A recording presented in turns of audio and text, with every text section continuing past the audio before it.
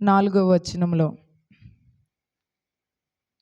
ఆయన శిష్యుల్లో ఒకడు అనగా ఆయనను అప్పగింపనయున్న ఇస్కరియోతు యూదా, ఈ అత్తరు ఎందుకు 300 దేనారములకు అమ్మి బేదలకు ఇయ్యలేదు అనెను. వాడు ఇలాగున చెప్పినది బేదల మీద శ్రద్ధ కలిగి కాదు గాని, వాడు దొంగయ్యి ఉండి తన దగ్గర డబ్బు సంచి ఉండినందున అందులో వేయబడినది దొంగిలించుచూ వచ్చెను గనక అలాగున చెప్పాను. దేవుడి లేఖనం ద్వారా మనతో మాట్లాడును గాక. ఆమేన్. హల్లెలూయా, హల్లెలూయా. మనం కొద్ది దినాలుగా పరలోకంలో ధనం కోసం, పరలోకంలో చేరడం కోసం ఏది కలిగి ఉంటున్నాం నేర్చుకుంటున్నాం.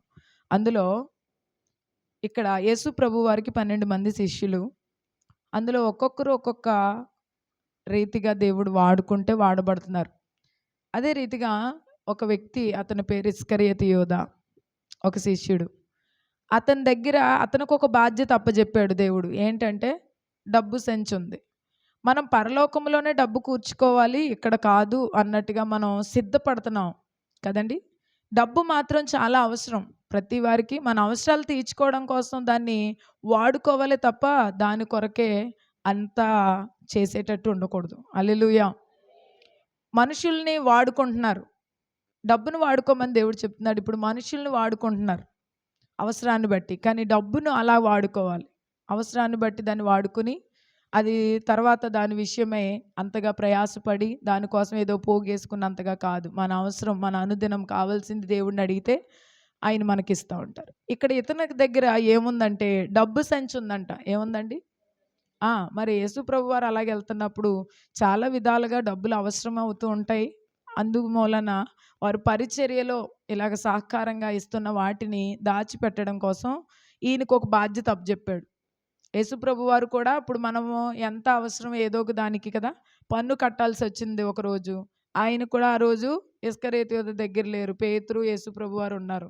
అయితే నువ్వు ఒక సముద్రం దగ్గరికి వెళ్ళి ఒక గేలం వేయి, చేప పడుతుందా, చేపను చీలిస్తే దాంట్లో ఒక షేకేలు ఉంటుంది, నీ కోసం నా కోసం దాన్ని పన్ను చెల్లించన్నాడు. అంటే డబ్బు అవసరానికి ఉపయోగకరం కాబట్టి దాన్ని దాచిపెట్టుకుంటున్నాడు. అయితే ఈ ఇస్కరియోతు యూదా దగ్గర ఏముందట? డబ్బు సంచి ఉంది. ఏముందండి? ఒక స్త్రీ వచ్చింది. ఒక ఇక్కడ యేసు ప్రభు వారు లాజరు ఇంట్లోకి వెళ్ళారన్నమాట. అంటే మార్తా, మరియా, లాజరు ఆ ఇంటి దగ్గరికి వెళ్ళిన తర్వాత మార్తమ్మ గారేమో ఉపచారం పరిచర్య చేస్తున్నారు. లాజరు గారేమో ఆయనతో పాటు భోజనానికి కూర్చున్నారు.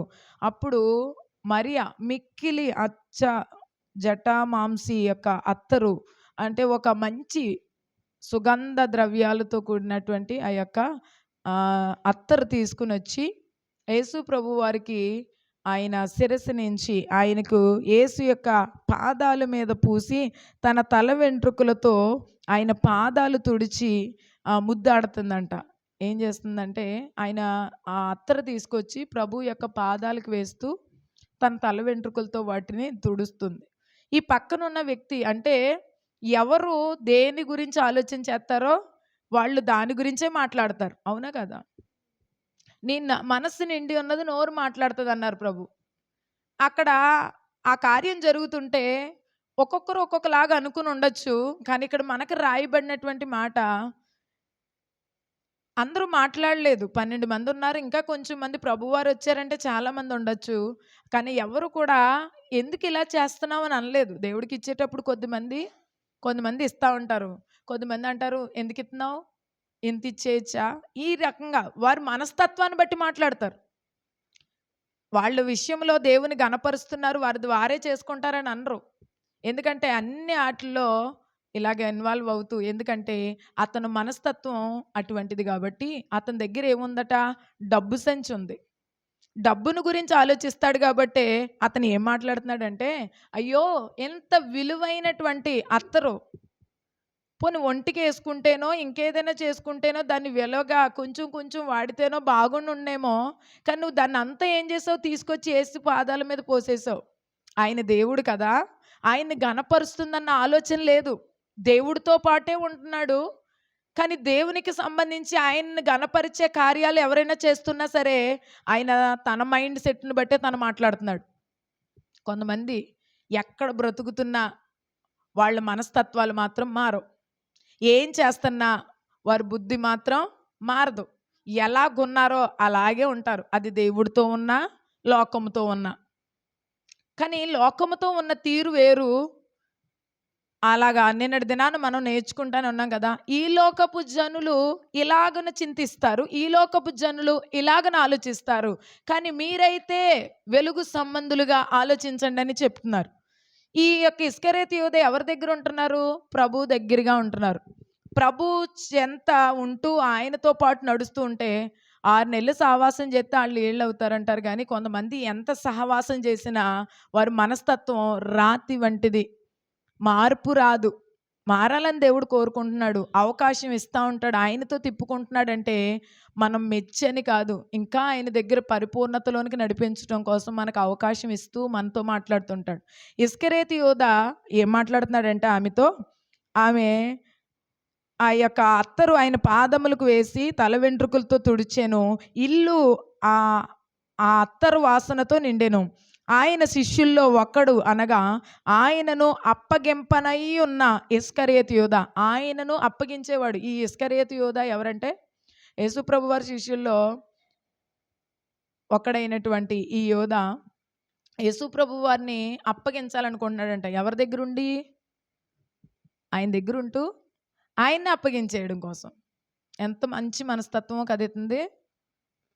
ఆయన దగ్గర ఉంటాం, ఆయన ఇచ్చిని పొందుకుంటాం, కానీ ఆయన్నే అవమానపరిచేలాగా, ఆయనకే అవమానం తెచ్చేలాగా, ఆయన్నే ఘనహీనంగా చేసేలాంటి ప్రవర్తన కలిగి ఉంటున్నటువంటి స్థితిలో ఇక్కడ ఇస్కరేతు యోధ అన్నాడు. ఒకవేళ మనలో ఉంటే సరి చేసుకోవాలి. మనం ప్రభువుకు మహిమకరంగా బ్రతకాలి. ఈ ఇస్కరేతు యోధ అంటాడు కదా అక్కడ ఆమెతో, ఈ అత్తరు ఎందుకు 300 దేనారములకు అమ్మి బేదలకి ఇవ్వచ్చు కదా, ఎందుకమ్మా ఇంత వేస్ట్ చేసావు? బేదలు ఉన్నారు కదా, చాలామంది ఉన్నారు. ఇదిగో వీళ్ళందరూ దేనారం అంటే ₹10, 300 దేనారాలు అంటే 300 అర్ధ రూపాయలు, ₹150. ₹150 అంటే అప్పుడులో చాలా ఎక్కువ లెక్క చూద్దాం. అది ఒకవేళ ఈ అత్తరు ప్రభువుకి ఇవ్వాలంటే ఇలా తెచ్చి పోసేస్తున్నావు ఎందుకు?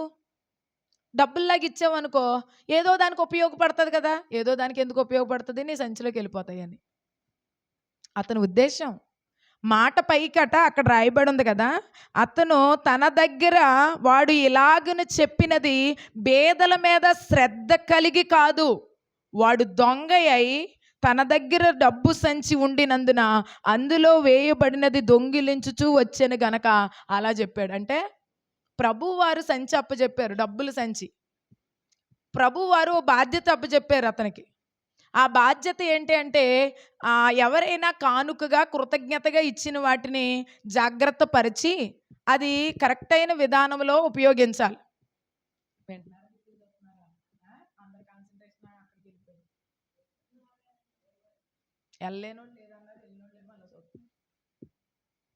హల్లెలూయా.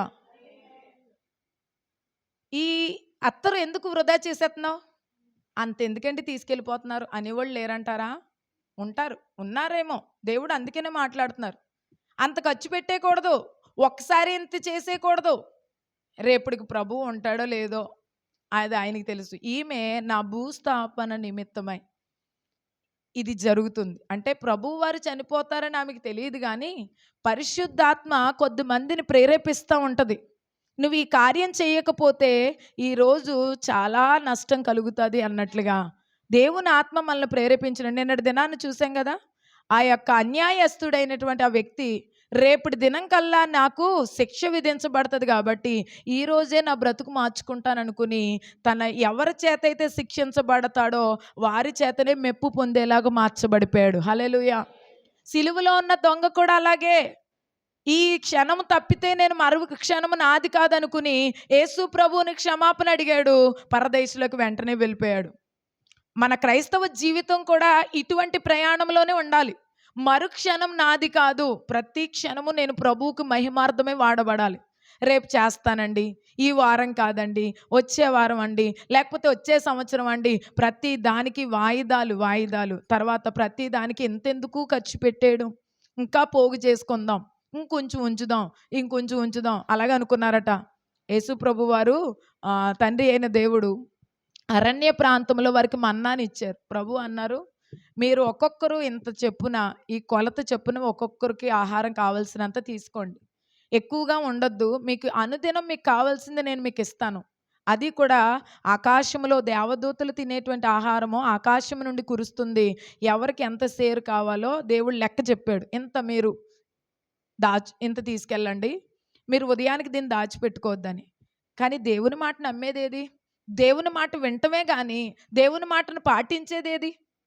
తిన్నారంట, బాబోయ్ అసలు మొన్నటి దాకా కూడా ఆహారం దొరకలేదు, దేవుడు ఇస్తానని చెప్పాడు కానీ ఒకవేళ లేట్ అవుతుందో, లేకపోతే రేపు ఏమైనా కుదరకపోతుందో, లేకపోతే పరిస్థితి ఎలా మారుతుందో అని కొంచెం ఉంచుకున్నారంట. పొద్దునికి అదేమైందంటే పురుగులా మారిపోయిందంట, పురుగులు అయిపోయిందంట. రాత్రి దాకా నీకు ఆహారం ప్రభు వద్దన్నప్పుడు ఉంచుకుంటే అది పురుగులతో అయిపోద్ది. ఆయన వద్దు అన్నప్పుడు దాచిపెట్టుకోవడానికి వీల్లేదు. నేనున్నానని అన్నప్పుడు ఆయన వైపు చూడడమే తప్ప నిరీక్షణతో మన వంతు ప్రయత్నాలు. చాలామంది అంటారు దేవుడు దేవుడే, మన పని మన పనే. అలాగైతే ఇంకేం బతుకుతాం? మనం క్రైస్తవులుగా ఒక తీర్మానానికి వచ్చాం, ఒక నిబంధనకు వచ్చాం, ఒక సమర్పణకు వచ్చాం, ఒక దేవుని యొక్క రాజ్యం చేరాలన్న గురి కలిగి వచ్చాం. కాబట్టి మనం ఆయన చెప్పిందే చేయాలి. ఆయన వద్దు అన్నాడంటే మానేయడమే, ఆయన దాచిపెట్టుకోవద్దు అన్నాడంటే దాచిపెట్టుకోకూడదు. ఈ యొక్క ఇస్కరేతు యోధ అయితే దేవుడితో పాటు నడుస్తున్నాడు, దేవుడితో పాటు జీవిస్తున్నాడు. దేవుడే తన్ను పిలిచాడు. 12 మందిలో ఒక్కడైనటువంటి ఇస్కరేతు యోధ తన దగ్గర డబ్బు సంచి ఉండడం ద్వారా ఏమంటున్నాడట, ఇది ఇక 300 దేనారాలకి ఇది అమ్మితే బేదలు ఉన్నారు కదా వాళ్ళకి ఇద్దాం అంటే, ఆ డబ్బు ఇస్తే కనుక ఇందులో కానుక పెట్టినవన్నీ ఎక్కడుంటాయి? ఆ ఇస్కరియోతు యోధ దగ్గరే ఉంటున్నాయి. అంటే ఎవరైనా ప్రేరేపణ కలిగించినాయి. అక్కడ ఆ మాట కూడా రాసేస్తుంది, మనం అనుకునే మాట కాదు. దేవుని వాక్యంలో అన్ని ఆటలకి అర్థాలు ఉంటాయి, అన్నీ కూడా విపులంగా మాట్లాడతాడు. మనం చదవాలి, మనం అర్థం చేసుకోవాలి. కానీ అతడు బేదల మీద శ్రద్ధ కలిగి అలా చేయలేదంట. అతని దగ్గర డబ్బు సంచి ఉంది, దొంగిలిద్దామని బుద్ధి మారలేదు. ఎక్కడున్నా అన్నీ ఉన్న బుద్ధి మారదు, ఆత్మీయత ఉన్న బుద్ధి మారదు, దేవునితో దగ్గరగా ఉన్న బుద్ధి మారదు. మార్చుకోవాలి. ఈ లోక సంబంధమైన సంచి కోసం ఆలోచిస్తున్నావు, పరమ తండ్రిని పక్కన పెట్టి ఆయన్ని ఘనహీనంగా చూస్తున్నాడట. అయ్యో నా ప్రభువుని ఎంత అత్తరపోసి ఇల్లంతా సువాసన వచ్చిందంట. ఆ సువాసన వెదజల్లుతుంది. ఏంటి అంటే బయట వాళ్ళకి సువాసన వెదజల్లడం అంటే తను సత్క్రియ చేసింది. సత్క్రియ అనేటువంటి ధనము, సత్క్రియ అనే సువాసన, మన సువాసన వెదజల్లాలి అనేకులకంట. ఏమండి, ఇక్కడ తినైతే ఏం మాట్లాడుతున్నాడంటే, ఇలాగా డబ్బుగా మార్చచ్చు కదా, ఎందుకు దీన్ని ఇలా చేసావు? ఇలాంటి ఆలోచన, ఇటువంటి అభిప్రాయం మీకుంటే తీసివేసుకోండి. ప్రభు అయితే ఏమంటారంటే, యేసు నన్ను పాతిపెట్టు దినమునకు ఆమె దీనిని ఉంచుకొనివ్వండి. ఆమె ఉంచుకుంటుందా, ఖర్చు పెడుతుందా చెప్పండి? ఇప్పుడు ఆమె ఖర్చు పెడితే అత్తరు కొనుక్కుంటుందా, లేకపోతే ప్రభు ఏదైనా ఆమెకి ఇచ్చారా చెప్పండి? ఆవిడే అత్తరు 300 దేనారాలు అత్తరు తీసుకొచ్చి ప్రభుకి ఇచ్చింది. ఇచ్చిందా, ఉంచుకుందా? మరి ప్రభువు ఏమంటున్నారంటే, ఈమె నా నన్ను పాతిపెట్టు దినమునకు ఆమె దీన్ని ఉంచుకొనివ్వండి. ఏం ఉంచుకుంటుందంట? ఒక క్రియ దాచిపెట్టుకుంటుంది. మన క్రియలు పరలోకానికి వెళ్తాయి, అవి మనం దాచుకోవాల్సినవి సత్క్రియలు. ఇక్కడ ఇస్కరేతు యోధ ఏం దాచిపెట్టుకుంటున్నాడు? డబ్బు సంచి దాచిపెట్టుకుంటున్నాడు. ఎందుకో తెలుసా? తను కూడా ధనాపేక్షతో లోక సంబంధిగా నడుస్తున్నాడు. ఎక్కడుంటూ?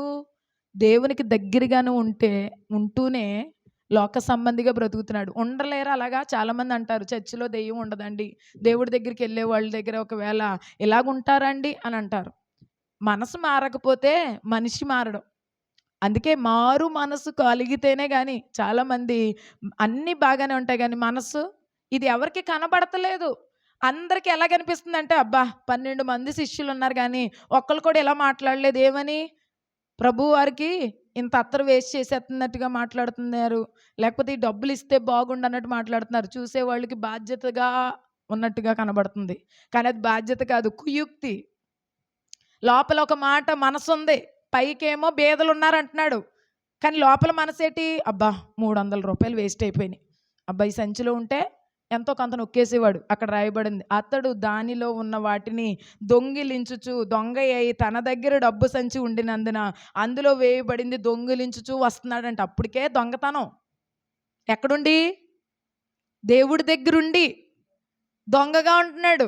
ఆయన ఎన్ని మాటలు మాట్లాడుతూ ఉండుంటారో, ఎంతమందికి వాక్యం ద్వారా సరిచేస్తుంటారో, కానీ మనసు మారట్లేదు. ఏంటంటే ఒక ధైర్యం, దేవుడికి దగ్గరగా ఉన్నాను కదా, నేను దొంగతనం చేస్తే ఏంటి, నేను నా మనసు ఎవరికి తెలుసేంటి అని అనుకుంటున్నారు. దేవుడికి తెలియదు అంటారా? దేవునికి అన్నీ కూడా తెలుసండి. హల్లెలూయా. అతడు డబ్బు సంచి ఉన్నందున అలా చేశాడు. మత్తయి సువార్త 26వ అధ్యాయంలో కూడా ఒక మాట రాయబడుతుంది.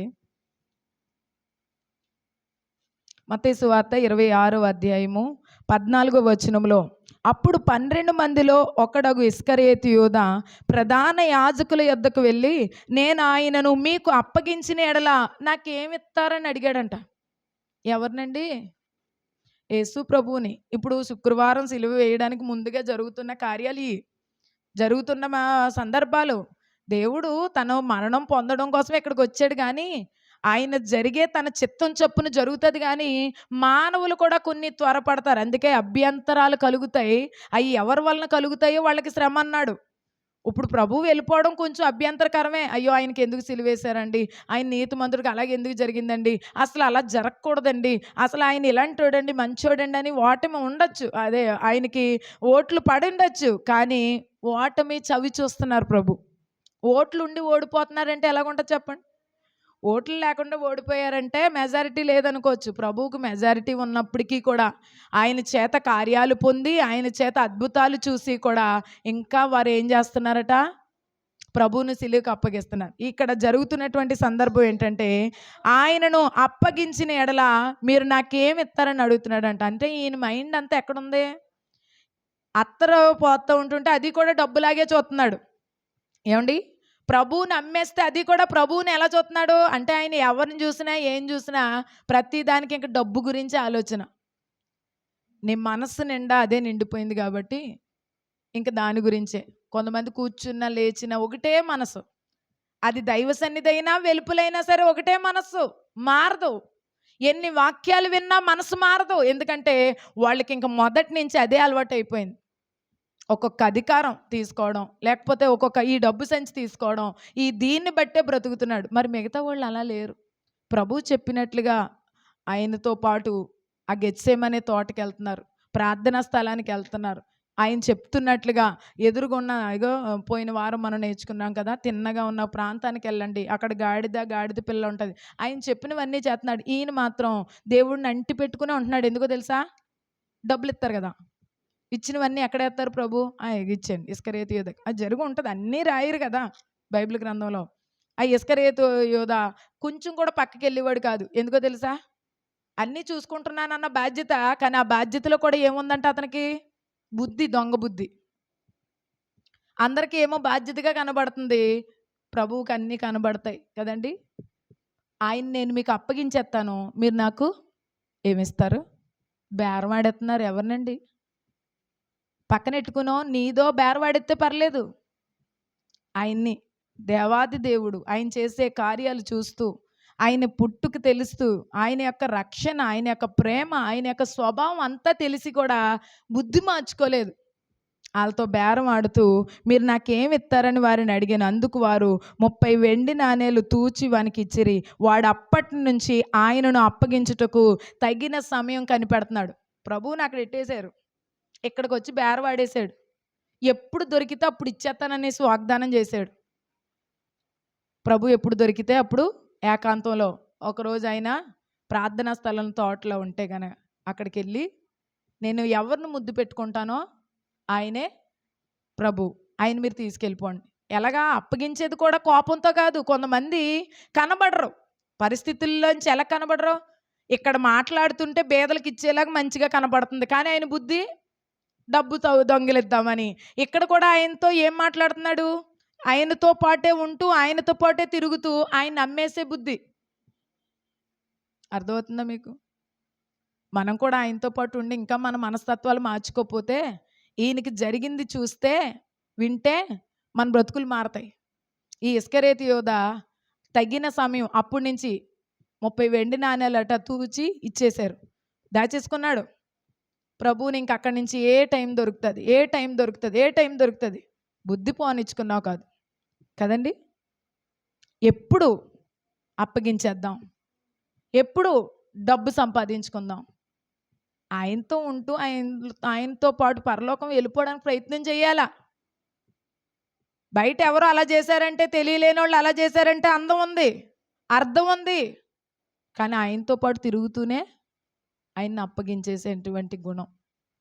ఒకవేళ అలాంటి మనస్తత్వం ఉంటే చాలా జాగ్రత్త అండి.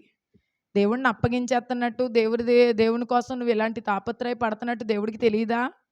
ఏమండి, ప్రవక్త అయినటువంటి ఎలీషా అంటున్నాడు కదా, గెహాజీ నువ్వు ఆ రథం వెంబడి పరిగెడుతున్నప్పుడు నా మనసు నీతో రాలేదా అని అడిగాడు. ఒక ప్రవక్తకే తన శిష్యుడు ఏం చేస్తున్నాడో తెలుస్తుంది. అలాగే మొన్నటి దినాన మనం నేర్చుకున్న అననీయ సప్పేరాలు పొలం ఎంత కమ్మారో పేతురు శిష్యుడు అడుగుతున్నాడు. ఒక శిష్యుడికి తెలుస్తుంది, ఒక ప్రవక్తకి తెలుస్తుంది, మరి దేవుడికి తెలియదా మనం ఏం చేస్తున్నాం అనేది? అర్థమైన స్తోత్రం చెప్పండి. వినబడుతుందా దేవుడికి? కనబడుతున్నాయా దేవుడికి? కానీ ఏమీ కనబడదు ఆయనకి, ఏమీ వినబడదు ఆయనకి.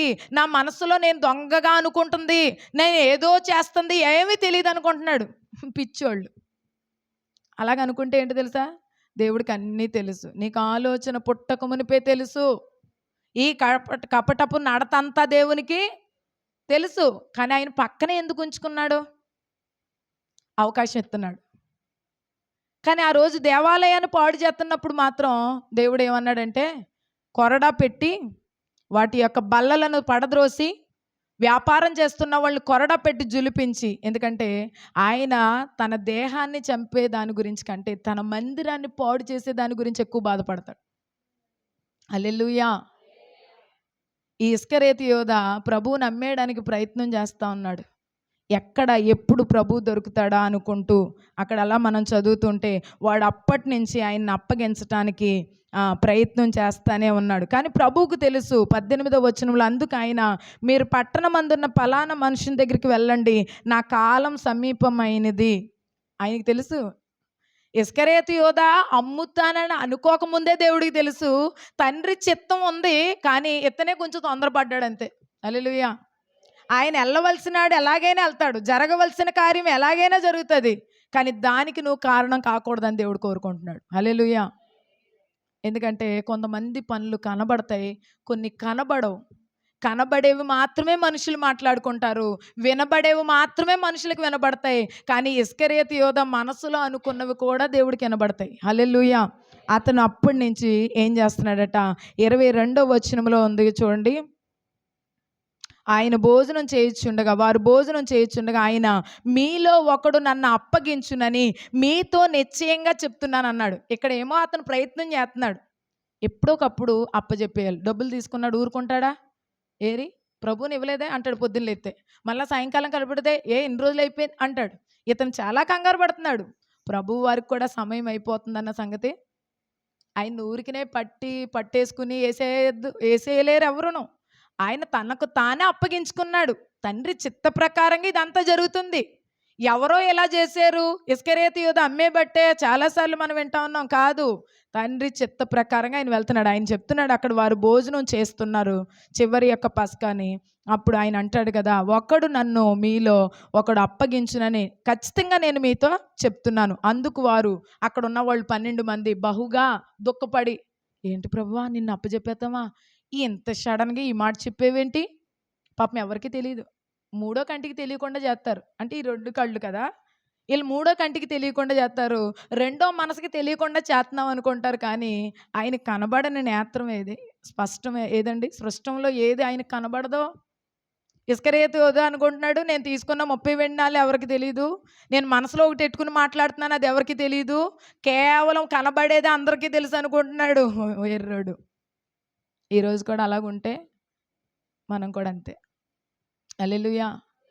ఆయన చిత్తం ఒకటి జరుగుతుంది, దానికోసమే ఇది కాలం అంతా ఇలా గడుస్తుంది. ఆయనకి నా సమయము సమీపమైందని ఆయన చెప్తున్నాడు, నా కాలం సమీపమైంది.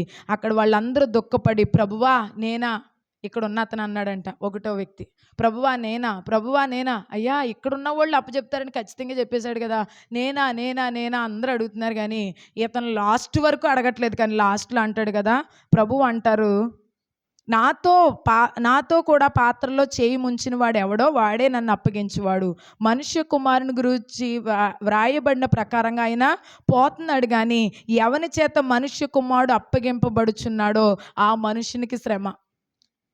చిత్త ప్రకారంగా వెళ్ళిపోతారు. దేవుడు ఎవరు అప్పగించకపోయినా ఆయన ఆ రోజుకి చనిపోతారు.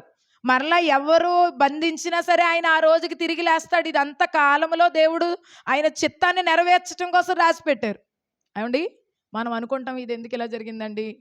ఆయన చిత్తం కోసము ఉండేటప్పుడు భయం ఎందుకు? ప్రభువారు తన్ను తానే సమర్పించుకున్నారు. భయం ఎందుకు? ఆయన చిత్తం ఇలా జరుగుతుంది. ఇస్కరియోతు యోధా అప్పుడు ప్రభువు చెప్తున్నాడు, నాతో పాటు పాత్రలో చేయి ముంచువాడే మనుష్య కుమారుడు ఆయన సెలవు చెప్పున ప్రకారంగా వెళ్ళిపోతున్నాడు. కానీ అప్పగించేవాడు ఉన్నాడు కదా. అప్పుడైనా ప్రభువా ఇంకా అప్పచెప్పలేదు, ఇంకా వాళ్ళందరితో పాటే ఉన్నాడు. వాళ్ళకి శ్రమాని హెచ్చరించినప్పటికీ కూడా ఇస్కరియోతు యోధాలు ఏం రాలేదు, భయం రాలేదు, పశ్చాత్తాపం రాలేదు, దేవుడిని క్షమాపణ అడగాలని తెలియలేదు. సిలువలో ఉన్న దొంగ ఈ పక్కనున్న శిష్యులు లాంటి వాడికంటే బెటర్. ఏమంటారు? పక్కన పాపులుగా పిలువబడుతున్న వాళ్ళు ఈ ఇస్కరియోతు యోధా లాంటి మనసు కలిగిన వాళ్ళకంటే బెటర్ కాదండి. పైకి కనబడకుండా నువ్వు ఎంత యాజాలేస్తున్నావో ఆయన పక్కనుండి వెలుపల దొంగగా, పాపిగా, హంతకులుగా ఉన్న వాళ్ళ కంటే చాలా శ్రమలు ఎక్కువ పొందుతాడంట. నన్ను అప్పగించేవాడు శ్రమను పొందుతాడు గనక ఆయన చెప్తున్నాడు, ఆయన పోవుచున్నాడు కానీ ఎవరి చేత ఆ మనిషి కుమారుడు, ఆ మనుషుడు పుట్టి ఉండకపోతే వాడికి మేలని చెప్తున్నాడట. నిజంగా పుట్టి ఇన్నాళ్ళు పెరిగి అంటే ఆత్మీయ జీవితంలో నిన్ను పిలిచిన పనికి ప్రతిఫలం లేకుండా అయిపోద్ది. పక్కనే ఉంటూ ఒక స్వార్థంతో ప్రభువు నమ్మేస్తున్నావా? డబ్బు శాశ్వత కాలం ఉంటుందా? డబ్బు సంచి ఆ 30 వెండి నాణ్యాలు ఉంటాయా? ఏమండి, 150 రూపాయలు ఉంటాయా? ఎందుకండి ఈ చిన్న దానికోసం ప్రభువు నమ్మేస్తున్నారు. ఏది శాశ్వతం? స్వార్థం. ఎవరి స్వార్థం వాళ్ళకే. ఏమండి, ఎవరి లాభం వాళ్ళకే కోరుకుంటున్నారు. ఇంతకీ ఇది చేయడం ద్వారా ప్రభువుకి అవమానమా? తండ్రి చిత్త ప్రకారంగా జరుగుతుంది, కానీ అందులో నీ ఇన్వాల్వ్మెంట్ ఉండకూడదు. జాగ్రత్త. ఆయనకు అవమానం కలిగే సమయంలో తప్పకుండా తండ్రి ఇలాగా ఆయన నియమిస్తే ఖచ్చితంగా ఆయన సిలువకు అప్పగించబడతారు. ఖచ్చితంగా ఆయనకి కొరడా శిక్షలు ఖచ్చితంగా మన జీవితంలో కొన్ని ఉంటాయి. కానీ ఇతరులకి హాని కానీ, ఇతరులకి నష్టం కానీ, ఇతరులకు అవమానం కానీ దేవునికి మన ద్వారా కానీ కలగడానికి వీల్లేదు. హల్లెలూయా. అలా కలిగితే వాడికి శ్రమ. అలాంటి వాడు పుట్టకపోవడమే మంచిదన్నాడు. ఎప్పుడండి? ఎంత వయసు వచ్చినోడు గురించి చిన్నప్పుడు పుట్టకపోతే నయం. నిజం, అంత శ్రమ అతనికి. ఎవరైనా తప్పించుకునే అవకాశం ఉంటుంది, కానీ మనుష్య కుమారుణ్ణి, ఆయన యొక్క మందిరాన్ని, లేకపోతే ఆయన పనికి అభ్యంతర కారణంగా చేసేవి మేలుకరంగా కనబడుతున్నాయి, కానీ మేలు కాదు అది. ఏదో ఒక లాభం, ఏదో ఒక ఆశ, ఏదో ఒక కోరిక, ఏదో ఒక అహంతో పనిచేస్తూ ఉంటే అలాంటోడు పుట్టకపోవడమే మంచిది అని చెప్తూ ఆయనను అప్పగించిన యోధా ఇన్ని మాటలు చెప్పాక ఎవడన్నా ఏం చేస్తారు చెప్పండి? నీకు తెలుసు తప్పు చేస్తున్నావని, నీకు తెలుసు. దేవుడు సూటిగా హెచ్చరిస్తున్నాడు, చాలా జాగ్రత్త, నేను ఎలాగ చచ్చిపోతాననుకో, కానీ నన్ను అప్పగించేవాడు చాలా శ్రమ పొందుతాడు అని చెప్పినప్పుడే కొంచెం వెయ్యాలా భయం. అలాంటోడు అసలు ఎంత శ్రమ పొందుతాడంటే పుట్టకపోతే నయం అలాంటోడు అని అన్నప్పుడైనా ప్రభువా అని పశ్చాత్తాపడాలి, లేకపోతే కాముగా. కానీ ఏమంటాడు తెలుసా? అంటే మనుషుల దగ్గర ఏ తప్పు చేయలేని వాళ్ళ కనపడడం కోసం చిన్న మాట, ఈ మాట మాట్లాడేవాడు కాదు, ఎక్కువగా మాట్లాడు, నోరేమి వినబడదు, కానీ చేయవలసినవన్నీ జాయిగా ఏం చేస్తాడు? చాప కింద నీరులాగా, ఇంటి వెనకాల పొగలాగా జాయిగా చక్కబెడుతూనే ఉంటున్నాడు. ఆయన్ని అప్పగించే యోధా బోధకుడా నేనా అని అడగగా ఆయన నువ్వు అన్నట్టే అన్నాడు. ప్రభు మాట కూడా తెలియదా నీకు? నువ్వు అన్నట్టే. 11 మంది అప్పటికే అడిగేశారు. ఇంత స్పీచ్ ఇచ్చాడు దేవుడు. ఆ తర్వాత అంటాడు, నేనా అంటే ఏమి అని అందరూ అడిగారు, బాగోదు, ఇప్పుడైనా నేను మాట్లాడాలి అన్నట్టు. నీ లోపల ఉన్న కుళ్ళు బుద్ధి ఇస్కరియోతు యోధాది తెలీదండి దేవునికి? అంతరంగాలు ఎరిగిన నా దేవుడు. హల్లెలూయా. నలుగురిలో ఒక మాట అంటే మాట్లాడకపోతే చూడండి, ఇప్పుడు ఆయన హత్య చేశారు కదా పాస్టర్ ప్రవీణ్ ప్రగడాల గారిని. ఎవరు మాట్లాడతలేదో వాళ్ళు ఏదో ఒక కొంచెం కారణం ఉండుంటుందని, వాళ్ళు ఎందుకు మాట్లాడతలేదని కొంతమంది అడుగుతున్నారు. అలా అన్నందుకు లాస్ట్లో ఒక మాట మాట్లాడుతున్నారు. నువ్వు ఎవరి కోసం మాట్లాడేవో, ఎవరంటున్నందుకు మాట్లాడేవో, ఏం జరుగుతుందో అంతా దేవుడికి తెలియదా? హల్లెలూయా. సంగమా, సేవకురాలైనా ఎవరైనా ఆయన దగ్గర శిష్యార్కం చేస్తున్నా, ఆయన దగ్గర దాసులుగా ఉన్న ఎవరైనా ఆయనకు అన్నీ వినబడతాయి, కనబడతాయి. ఆయన అంతరంగంలో ఆలోచనలు పుట్టకముని పేరుగొన్న దేవుడు. ఇస్కరియోతు యోధా నా గురించి తెలియదు అనుకుని నేనా అందరితో పాటు ఒక మాట అనేస్తే పోలే, అందరిలాగే నేను కూడా బయటికి ఏదో వినబడితే పోలే అనుకుంటున్నారు. కానీ దేవుడు అన్నాడు, నువ్వు అన్నట్టే. అక్కడ ఉన్న వాళ్ళకి అర్థం అవ్వనివ్వండి, అర్థం కానివ్వకపోనివ్వండి, మర్మముగా అది ఉండిపోయింది. ఎందుకంటే పక్కోళ్ళైనా చేయి పట్టి ఎందుకు అంటున్నావు అని అనలేదు, ఆపలేదు. ఎందుకంటే తండ్రి చిత్త ప్రకారంగా ప్రభు శ్రమ పడతాడు. ఇంకెలాంటోడు బుద్ధి మార్చుకోకపోతే వీడికి కూడా శ్రమే. వారు అలా భోజనం చేస్తూ అలా చేస్తున్నటువంటి పరిస్థితిలో చూడండి, 34వ వచనానికి వచ్చినప్పుడు 32లో ఇంకొక వ్యక్తి మనకు కనబడతారు. 31లో అప్పుడు యేసు వారిని చూచి, ఈ రాత్రి మీరందరూ నా విషయమే అభ్యంతరపడెదరు. ఎలయనగా గొర్రెల కాపరిని కొట్టుదును, గొర్రెలన్నీ మందలోని గొర్రెలు చెదిరిపోవునని వ్రాయబడి ఉన్నది కదా.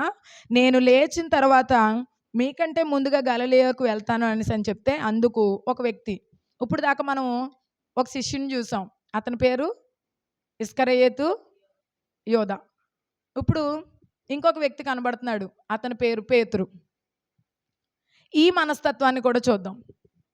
ఈ పేతురు గారు ఏమంటున్నారంటే, అయ్యా అందరూ అభ్యంతర పడతారంటే నేను ప్రభు వాడిని కాదు అని చెప్తారట. ఈయన శిష్యుడిగా ఉన్నందుకు బాబో ఈరోజు నాకు కూడా శ్రమ వచ్చేసేలాగా ఉంది. అర్థమైందా మీకు? అభ్యంతరం అంటే అది. అంటే యేసు ప్రభు వారిని అప్పగించే రోజు అక్కడ ఉన్న వాళ్ళందరినీ పట్టేసుకుంటారు. అప్పుడు వాళ్ళు అంటారట, మాకు తెలీదు అంటారని ప్రభు అన్నారు.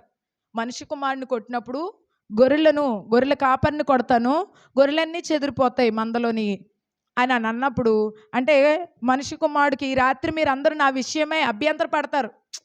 అసలు ఈయన ఎందుకు పిలిచాడు మమ్మల్ని, ఈయన పని ఎందుకు చేస్తున్నాం మేము, అసలు ఈయనతో కూడా ఉండకుండా ఉంటే ఈ శ్రమ వచ్చేది కాదు కదా అన్నంతగా మీరు ఈ రాత్రి బాధపడతారు అని చెప్పాడు ప్రభు. అక్కడ ఉన్న వాళ్ళు ఎంతమంది ఉన్నారు? 12 మంది ఉన్నారు. అలా భోజనం చేస్తున్నారు కదా నైట్. ఆ రాత్రి ప్రభుతో పాటు ఎప్పుడు కూడా 12 మంది కూడా ఉండేవారు. ఇప్పుడు దాకా ఒక వ్యక్తిని చూసుకున్నాం, గుర్తుంది కదా.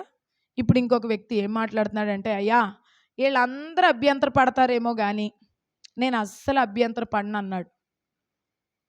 అక్కడ ఆ వ్యక్తి ఏమో తప్పు చేశాడు, మౌనంగా ఉన్నాడు. ఇక్కడ ఈ వ్యక్తి పేరేటో తెలుసా? పేతురు.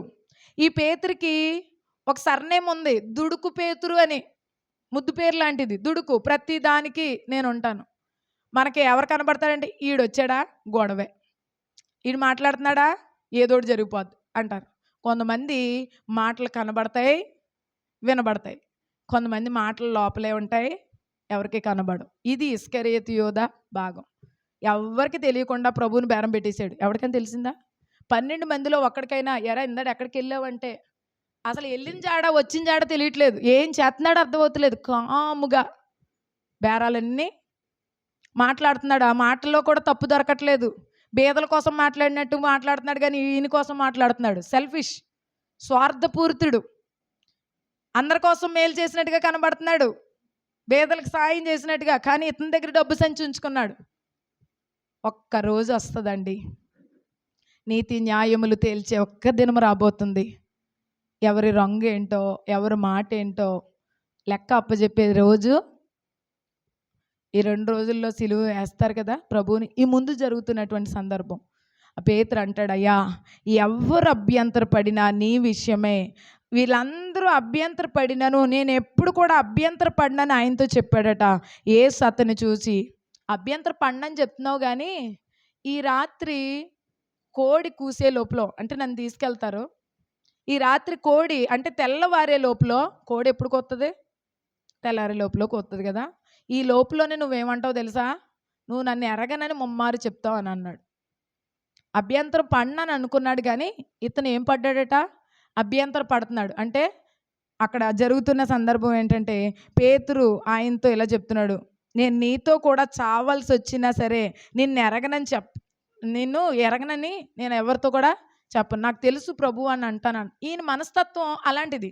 కానీ ఆ పరిస్థితిని బట్టి ఏమన్నాడంటే అతను చూడండి, యోహాను సువార్త 13వ అధ్యాయము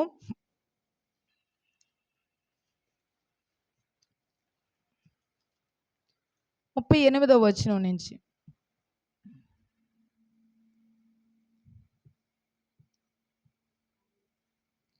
పేతురు ఏం చెప్తున్నాడంటే 36 నుంచి, సీమోను పేతురు, ప్రభువా నువ్వు ఎక్కడికి వెళ్తున్నావని ఆయన అడిగితే, నేను వెళ్ళే చోటికి నువ్వు రాలేవు, నా వెంట నువ్వు రాలేవు అని చెప్తే, పేతురు, ప్రభువా నేను ఎందుకు ఇప్పుడు నీ వెంట రాలేను, నీ కొరకు ప్రాణమైనా పెట్టేస్తానని చెప్తే, ప్రభు అంటారు, నా కొరకు నువ్వు ప్రాణం పెట్టుదువా, ఆయనను ఎరగనని నువ్వు ముమ్మారు చెప్పకముందే కోడి కూయిదనే అతన్ని గురించి చెప్తున్నాడు. ఇందాక మనం చూసినటువంటి యొక్క మత్తయి సువార్తలు అంటే ఈ యొక్క ఈ సువార్తల ద్వారా మాట్లాడుతున్నారు కదా.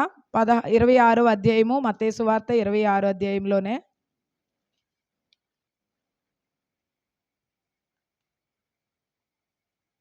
35, 36 అవి చదివాం కదండి. 69 నుంచి చూద్దాం.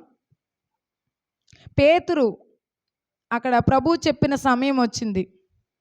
వాళ్ళందరూ ఆయన పట్టుకుని, నిన్ను కొట్టినోళ్ళు ఎవరో చెప్పు, ఆయన ముఖం మీద ఉమ్ము వేసి గుద్దినోళ్ళు ఎవరో చెప్పని ఈ యొక్క 64, 65, 66, 68 దాకా రాయబడింది. పేతురు వెలుపల ఉన్నాడట. ఎక్కడున్నాడు అంటే ప్రభు వారిని ఒక స్థలంలో నిలవబెట్టి ముఖం మీద ఉమ్మేసి వాళ్ళొకళ్ళు, కొట్టేవాళ్ళు ఒకళ్ళు, ఆయన చిత్రహింసలు పెడుతున్నారు. పేతురు ఏమన్నాడు? అయ్యా అందరూ పడ్డారు, అందరూ అభ్యంతర పడ్డారు కాబట్టి వాళ్ళందరూ ఏమైపోయారు? వాళ్ళ మాట వినబడలేదు. అర్థమవుతుందా మీకు? 12 మందితో దేవుడు చెప్పాడు, ఈరోజు నా విషయమే మీరు అందరూ అభ్యంతర పడతారన్నప్పుడు అందరూ ఏం చేశారు? కామ్గా ఉన్నారు. ఒకవేళ అభ్యంతర పడతామేమో వెళ్ళిపోతాం కామ్గా అనుకున్నారు. కానీ ఈ దుడుకు పేతురు మాత్రం, అయ్యా నేను అస్సలు అభ్యంతరం పడను, నేను నిన్ను వదలను, నీ కోసం ప్రాణమైనా పెట్టేస్తానని చెప్పాడు. తన మనస్సులో ఉన్నదంతా చెప్పాడు. తన మనసులో ఇలాగ అనుకుంటున్నాడు, నేను ప్రభువు కోసమే బ్రతకాలి, ప్రభు కోసం ప్రాణం పెట్టాలి, ప్రభు కోసమే నా జీవితం అంతా సమర్పణ చేయాలి, ఒక మంచి సమర్పణ ఉంది. కానీ ఆ పరిస్థితులను బట్టి తను ఏం చేశాడట?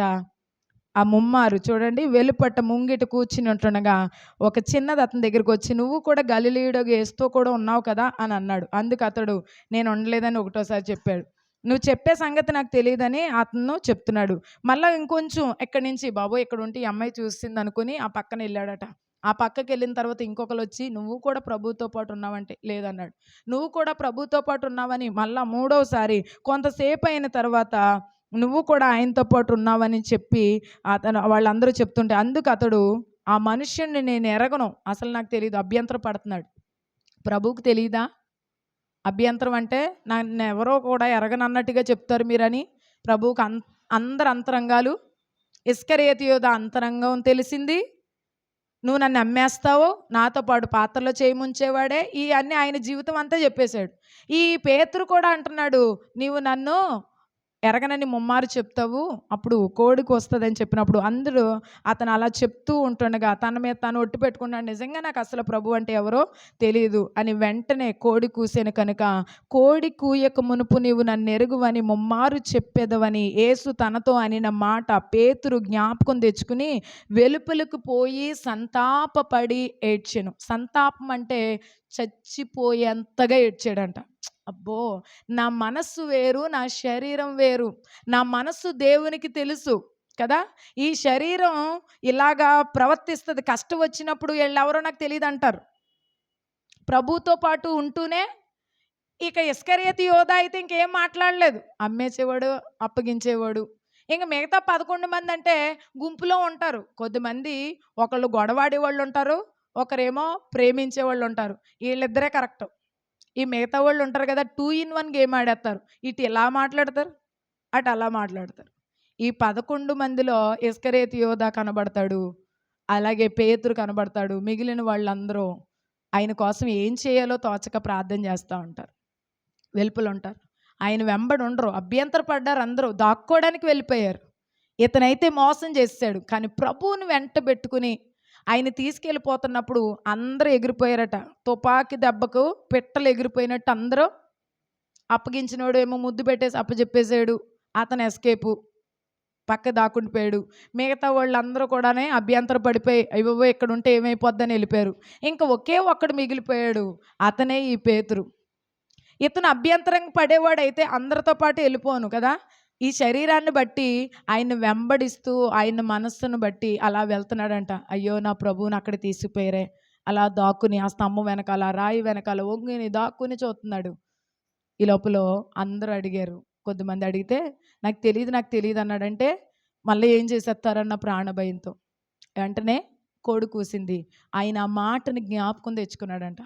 మరి ఇస్కరేతు యోధాతో ప్రభు ఎన్నిసార్లు చెప్పాడు, నన్ను అబ్బా చెప్పేవాడు ఉన్నాడు మీలో ఒకడు, నన్ను ఈ 12 మందిలో ఒకడు నన్ను అప్పచెప్తాడు. ఎన్నిసార్లు చెప్పినా ఒక్కసారైనా ఇంతగా సంతాపడ్డా, ప్రార్థన చేశాడా?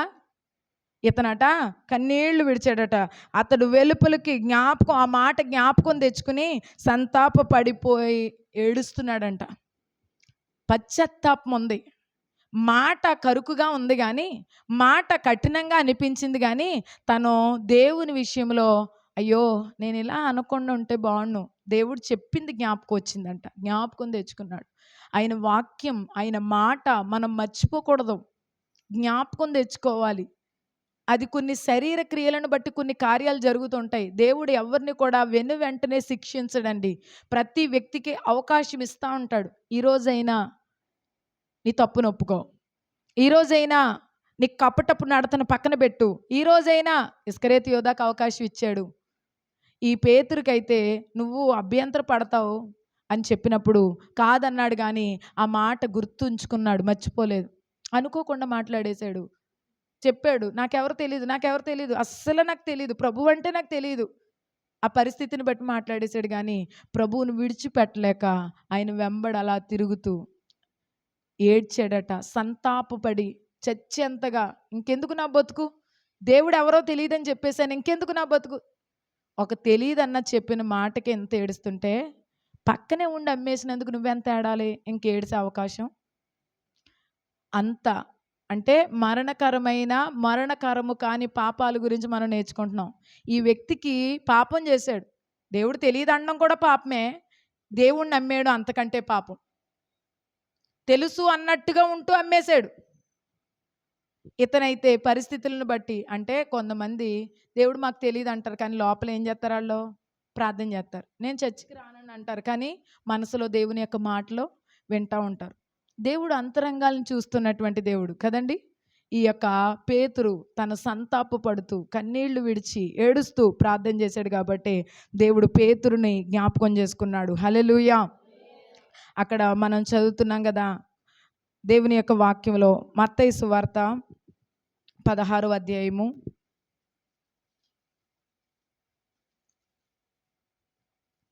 పేతురు యొక్క మనస్తత్వం దేవునికి సమస్తం తెలుసు. 13వ వచనం చూడండి.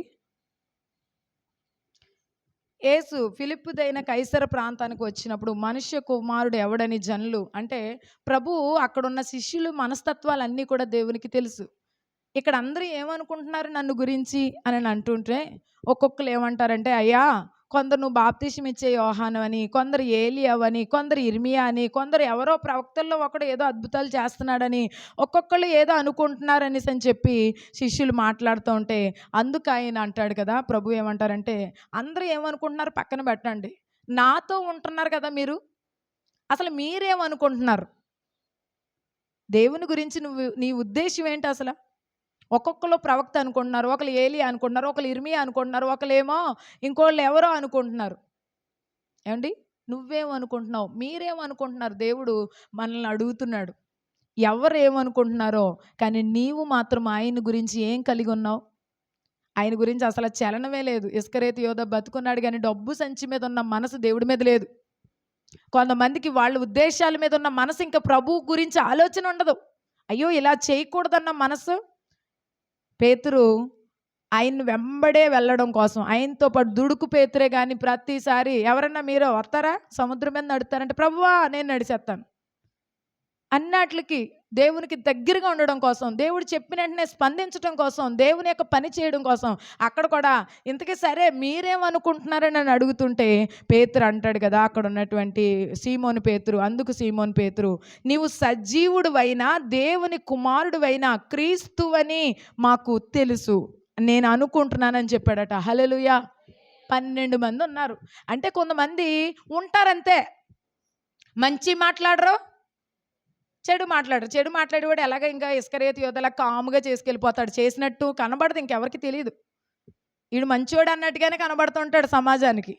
కానీ పేతురు అన్నట్లో కొన్ని దెబ్బలు తింటాడు, కొన్ని మాటలో పడతాడు, ఒక్కొక్కసారి మునిగిపోయినట్టు. అయిందా నీకు నడిచేస్తానని వెళ్ళావు కదా, వెనకాల ఉన్న వాళ్ళు అందరూ 11 మంది అని ఉండొచ్చు, వెళ్ళిపోయావు కదా నడిచేస్తానని, మునిగిపోయావా, పోలే మునిగితే మునిగాను, కొంచెం సేపు అయినా నడిచాను, ప్రభు దగ్గరికి వెళ్ళడానికి ప్రయత్నం చేశాను, నీకు అది లేదు. ఈ దుడుకోడైనా దేవునికి దగ్గరగా ఉండాలనుకున్నాడు. అర్థమవుతుందా? మనం కొన్ని మాటలు, కొన్ని నిందలు, కొన్ని యొక్క చెప్పు దెబ్బలు ఎన్ని క్రీస్తు కోసం మనం పడినా, ఆయన కోసం నేను ఉన్నాను, ఆయన కోసం కొన్ని అనుభవాలు నాకు ఉన్నాయి, నీకేమున్నాయి, వెనకాల 11 మందికి ఏమున్నాయి? ప్రభు కోసం అటువంటి సాక్ష్య జీవితాన్ని కలిగి ఉండాలి. ఇక్కడ చదువుతున్నటువంటి మాట, అందుకు యేసు, సీమోన్ బర్యోనా నీవు ధన్యుడవు, పరలోకమందున్న నా తండ్రి ఈ సంగతి నీకు బయలుపరిచనే కానీ నరులు నీకు బయలుపరచలేదు. అంటే దేవుని యొక్క ఉద్దేశపూర్వకంగా మాట్లాడే మనస్తత్వం పేతురుది. హల్లెలూయా. దేవునితో నడుస్తున్నప్పుడు దేవుని సంబంధమైన మాటలు నీకు ఉండాలి. దేవునితో సహవాసం చేస్తున్నప్పుడు ఆయన నడుస్తున్నట్లుగా నడవాలి, ఆయన చేస్తున్న కార్యాలు చేయాలి. ఆయన కోసం కొన్ని నిందలు, అవమానాలు పడుతూ లేస్తూ దేవుని కొరకు నీతిమంతుడైతే 7 మార్లు పడినా లేస్తాడు. కొంతమంది పడరు, కానీ వాళ్ళు నీతిమంతులు కానీ ఎంచబడరు. ఎందుకంటే పడిన వాడు అందరూ చెడ్డోడు కాదు, నిలబడ్డ వాళ్ళు అందరూ మంచోళ్ళు కాదు. అవునండి.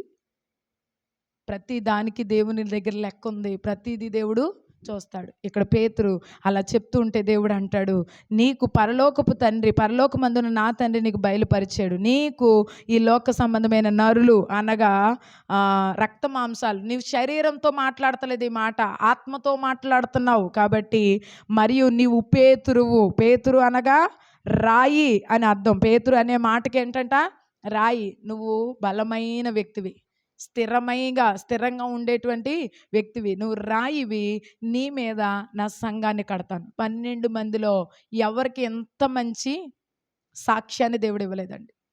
అంటే ఒక్కొక్కరు ఒక్కొక్క సాక్ష్య జీవితాన్ని కలిగి ఉన్నారు, కానీ యేసు ప్రభువుతో పాటు స్పందిస్తూ, మాట్లాడుతూ, పని చేస్తూ, ప్రార్థనకి వెళ్తున్నా, ఆయనతో పాటు తిరుగుతూ ఎంతోమంది ఉన్నారా అని చూసుకోవద్దు. నేను నా ప్రభువు కోసం ఎలా ఉపయోగపడుతున్నాను? నిందలు అవమానాలు భరించుకుంటూ నీ రెక్కల నీడని ఆశ్రయించాను, నీ వాగ్దానములను చేతపట్టి నీ ముఖముపై దృష్టి ఉంచినానయ్యా. ఆయన వైపు చూస్తున్నాడు అంతే పేతురు. ఆయన వాగ్దానం పట్టుకుని వెళ్ళిపోతున్నాడు. కానీ కొంతమంది సంచి వైపు చూస్తున్నారు, కొంతమంది అత్తర వైపు చూస్తున్నారు. ఆ వ్యక్తి కదండి లోక సంబంధంగా చూస్తున్నాడు, 30 వెండి నాణేల కోసం చూస్తున్నాడు. మరి నువ్వు దేనికోసం చూస్తున్నావు? పేతురుతో అంటాడు దేవుడు చివరిగా ఈ మాట చూద్దాం, ఈ బండ మీద నా సంఘాన్ని కడతాను, అంత మాత్రమే కాదు, పరలోకపు యొక్క ద్వారములు నీ ఎదుట నిలవనేరవు, పరలోక రాజ్యం యొక్క తాళపు చెవులు నీకు ఇచ్చేదను. హల్లెలూయా. ఇక్కడ పేతురు అభ్యంతర పడ్డాడు, కానీ వెంటనే పశ్చాత్తాపడ్డాడు. తప్పులు చేయడం మానవ సహజం, చేస్తారు ప్రతి వాళ్ళు. ఒక్కొక్క సందర్భంలో ఒక్కొక్క విషయంలో అభ్యంతర కారణంగా తెలియదు అన్నట్టు, లేకపోతే కొన్ని రకాలుగా పశ్చాత్తాపడుతూ ఇలా చేస్తారు. కానీ కొంతమంది కఠినముగా మనసు, ఎన్ని మాటలు దేవుడు చెప్పాడో కానీ ఒక్కదానికి కూడా ఇస్కరియోతు యోధ ఏమవ్వలేదు, చెల్లించలేదు. రాయ అసలు ఇంతకీ పేతుర్ని నువ్వు రాయి అన్నాడంటే ఇది స్థిరమైన మూలరాయి, అది పనికి రాలేని అడ్డురాయి, అడ్డుబండ, నిన్ను తగిలిన వాడు పడిపోతాడు అన్నాడు. అడ్డుగా ఏదైనా ఉందనుకో దాన్ని తన్నుకుంటే ఏమవుతాం? అతను వెంబడిస్తే పడిపోయేలాంటి మనస్తత్వం.